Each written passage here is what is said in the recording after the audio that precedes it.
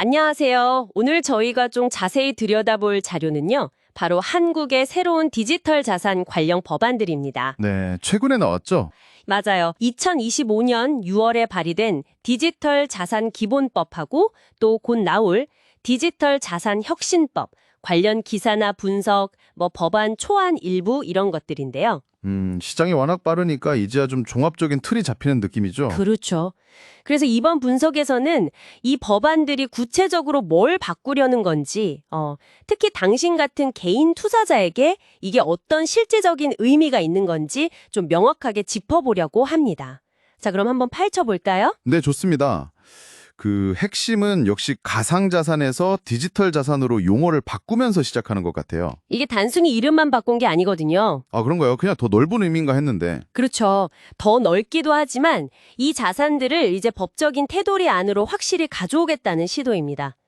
당신이 가진 비트코인이나 NFT가 그냥 데이터 조각이 아니라 상속하거나 담보로 잡힐 수도 있는 법적인 재산으로 인정받는 길이 열린다는 거죠. 와, 그건 정말 큰 변화네요. 그럼 그 디지털 자산 정의가 구체적으로 어떻게 되나요?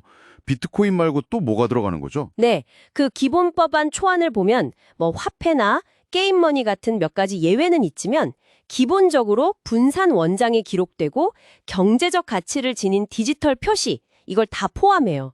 그러니까 비트코인, 이더리움은 물론이고 스테이블 코인, 그리고 NFT까지도 여기에 들어갈 수 있는 거죠. 아, 훨씬 포괄적이군요. 이게 법적으로 재산이 된다는 건 그럼 뭐 상속 문제나 이런 것도 해결될 수 있다는 건가요? 네, 이론적으로는 그렇습니다. 법적인 지위를 부여한다는 건 결국 법적인 권리 행사의 대상이 된다는 뜻이니까요. 상속재산 목록에 포함될 수도 있고 상황에 따라서는 담보 설정 같은 금융거래에도 활용될 가능성이 열리는 거죠. 당신의 디지털 자산이 정말 진짜 자산으로 인정받게 되는 겁니다. 그렇군요. 그리고 또 하나 눈에 띄는 게 사업자 규제던데요. 위험도에 따라서 인가, 등록, 신고 이렇게 3단계로 나눈다고요? 맞습니다. 기본법안봉에 자세히 나와 있는데 예를 들어 거래소 운영이나 새로운 디지털 자산을 발행하는 것처럼 이용자 자산에 직접 영향을 주는 좀 고위험 사업은 금융위의 인가를 받아야 하고요. 인감에 상당히 까다롭겠네요. 그렇죠. 반면에 상대적으로 위험도가 좀 낮다고 보는 지갑관리 서비스나 투자자문 같은 경우는 등록이나 신고 절차를 거치도록 했어요. 일종의 최소한의 안전장치를 마련하려는 의도라고 볼 수 있습니다. 그럼 투자자 입장에선 이 업체는 인가 받았으니까 좀 더 믿을만 하겠구나 이렇게 판단의 근거가 생기는 거네요? 네, 어느 정도는요. 하지만 여기서 중요한 게 그 인가나 등록이 곧 100% 안전보증 수표는 아니라는 점입니다. 과거 금융사고들 보면 규제가 있었음에도 문제가 생기는 경우가 있었잖아요. 맞아요. 규제만 믿고 안심할 순 없죠. 네. 그러니까 규제 준수 여부와는 별개로 그 사업자가 실제로 얼마나 운영을 잘하는지, 보안 시스템은 튼튼한지 이런 건 여전히 당신 스스로가 좀 주의 깊게 살펴봐야 할 부분이라는 겁니다. 최소한의 기준은 되지만 만능은 아니라는 거죠. 알겠습니다. 그리고 이번 법안들에서 유독 강조되는 게 있던데 바로 스테이블 코인이더라고요. 아, 네. 뜨거운 감자죠. 특히 원화, 그러니까 우리 돈에 연동되는 스테이블 코인은 금융위 사전 인가가 필수라면서요. 이건 정말 큰 변화 같은데요. 네, 맞습니다.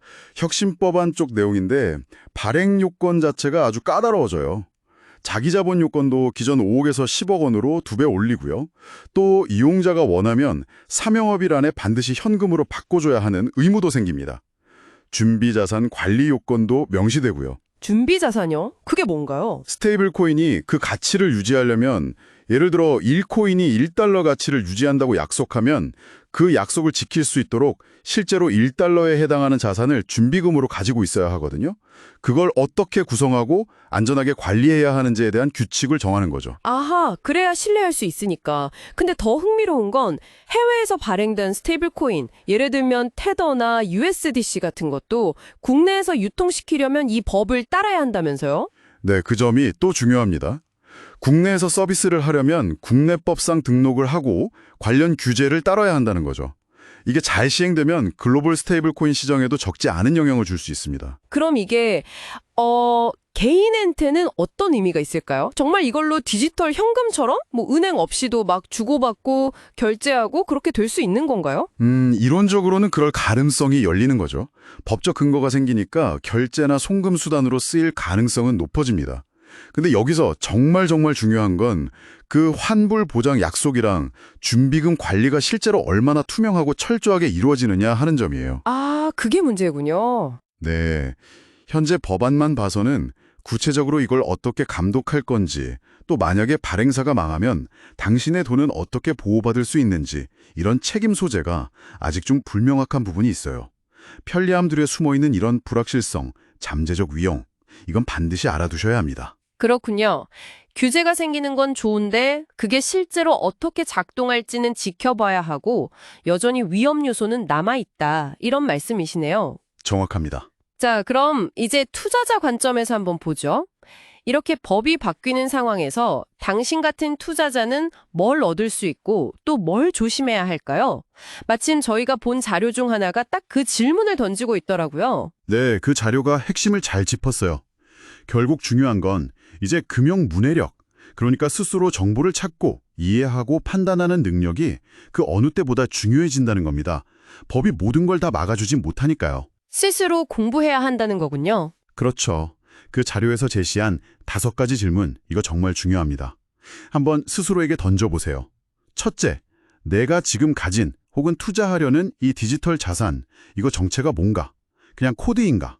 아니면 소유권 증명서 NFT인가? 가치 안정을 약속하는 스테이블 코인인가? 이걸 명확히 알아야 하고요. 네. 둘째, 그 가치는 도대체 어디에 기반하는가? 특히 스테이블 코인이라면 그 담보자산이라는 거 정말 약속대로 있고 안전하게 관리되고 있는 건가? 의심해 봐야죠. 셋째, 이 기술이 너무 빨리 변하는데 나는 이걸 제대로 이해하고 있는 건가? 혹시 잘 알지도 못하면서 그냥 남들 따라 묻지마 투자하고 있는 건 아닌가? 아, 뼈 아픈 질문인데요. 네. 넷째, 내가 이용하는 거래소나 플랫폼, 이거 얼마나 믿을 만한가? 그냥 정부 인가받았다고 끝이 아니라 보안은 어떤지, 내부 통제는 잘 되는지, 내 자산은 어떻게 관리하는지 이런 걸 스스로 따져봐야 합니다. 마지막 5째, 나는 이걸 단기 차익 노리는 투기로 하는 건가? 아니면 정말 미래 금융 생태계 변화에 참여하는 과정으로 보고 있는 건가? 이 질문들에 대한 답을 스스로 찾아가는 게 중요합니다. 결국 법은 최소한의 울타리일 뿐이고 그 안에서 안전하게 움직이는 건 전적으로 자신의 책임과 판단에 달렸다는 거네요. 맞습니다. 그리고 이 법안들이 완벽한 것도 아니에요. 아직 중요한 공백, 맹점들이 좀 있습니다. 어떤 것들이 있을까요? 예를 들면 한국은행이 지금 연구하고 있는 중앙은행 디지털 화폐, CBDC 있잖아요. 네, 들어봤어요. 이것과 민간 스테이블 코인이 앞으로 어떤 관계를 맺을지, 역할 분담은 어떻게 될지 아직 불명확해요. 서로 경쟁하거나 충돌할 수도 있겠죠. 또 아까 말한 스테이블 코인 발행사의 준비금 관리 감독 문제나 만약 파산했을 때 투자자를 어떻게 보호할지에 대한 세부 규정은 더 보완이 필요해 보입니다. 그렇군요. 그리고 NFT나 디파이, 다오처럼 계속 새로 나오는 기술들에 대한 구체적인 규율도 아직은 좀 부족하고요. 해외에 서버를 둔 사업자들한테 우리 법을 실효성 있게 집행하는 것도 여전히 어려운 문제고요. 정말 고려할 게 많네요. 자, 그럼 정리를 좀 해보겠습니다. 이번 디지털 자산 기본법과 혁신법은 한국 디지털 자산 시장을 이제 제도권 안으로 끌어들이려는 아주 중요한 첫걸음인 건 분명합니다. 네, 의미가 크죠. 당신 같은 투자자에게는 법적 보호가 강화된다는 기회가 생기는 동시에 스테이블 코인의 불확실성이나 신기술 규제 공백 같은 새로운 위험 요소들도 함께 고민해야 하는 상황이 된 거죠. 결국 당신의 신중한 선택과 판단이 더욱 중요해지는 시점이라고 할 수 있겠습니다. 네, 그렇습니다. 법은 어떤 운동장의 기본적인 규칙을 정해주는 것일 뿐이고요. 그 안에서 어떻게 현명하게 플레이할지는 결국 당신의 몫입니다. 내가 뭘 가지고 있고 어떤 위험을 감수하고 있는지 끊임없이 스스로에게 묻는 자세, 이게 디지털 금융 시대에는 정말 중요합니다. 이제 금융 문해력은 그냥 교양이 아니라 생존의 문제라고 봐야죠. 네, 오늘 말씀 감사합니다. 단순히 법조항 몇 개가 바뀌는 걸 넘어서 새로운 금융 질서 속에서 당신이 어떤 역할을 하고 또 어떤 선택을 할 것인지 깊이 생각해보게 만드는 그런 이야기였습니다. 마지막으로 이런 질문을 던져보면서 마무리할까 합니다. 정부가 공인하는 디지털 원화의 기준이 명확해지기 전에 편리함을 앞세운 민간 디지털 화폐가 이미 당신의 지갑을 완전히 점령한다면 과연 당신의 경제적 주권은 어디에 놓이게 될까요? 한번 스스로 답을 찾아보시면 좋겠습니다.